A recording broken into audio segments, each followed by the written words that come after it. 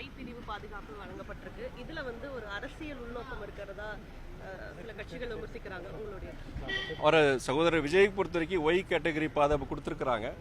அது ஆளும் ஒன்றிய பிஜேபி அரசு அவங்க தான் கொடுத்துருக்குறாங்க. அதில் எதை வச்சு அவங்க அவர் கொடுத்துருக்காங்கன்னு தெரியல. ஏன்னா அதை விட இன்னைக்கு வந்து தமிழ்நாட்டை பொறுத்த வரைக்கும் நிறைய பேர் இன்னைக்கு சமூக பிரச்சனைகளுக்காகவும் சமுதாயத்துக்காண்டி உழைக்கக்கூடியவங்க நிறைய பேர் இருக்கிற பாடுபடவங்க நிறைய பேர் இருக்கிறாங்க. அவங்களுக்கு நிறைய அச்சுறுத்தல் இருக்கும் பொழுது அவர் சகோதரர் விஜய்க்கு பொறுத்த வரைக்கும் இந்த ஒய் கேட்டகரி கொடுத்தது பொறுத்து ஒன்றிய அரசு பாஜக அரசு கொடுத்திருக்கிறாரு. இது பொறுத்த வரைக்கும் நான் உங்களுக்கு நீங்க பத்திரிகையாளர்கள் நீங்க எனக்கு இந்த கேள்வி கேட்கறீங்க, இதற்கு பதில் மக்கள் கிட்ட தான் இருக்கணும். நன்றி.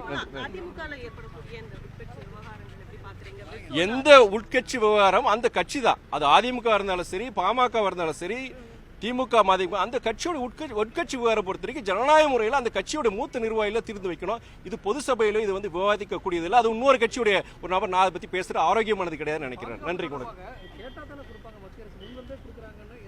அதான் சகோதரிங்க கேட்டிருந்தாங்க, சகோதரர் விஜய்க்கு வந்து எதுக்கு ஒய் கேட்டகரி இது எதுனா என்ன நீங்க நினைக்கிறீங்கன்னு.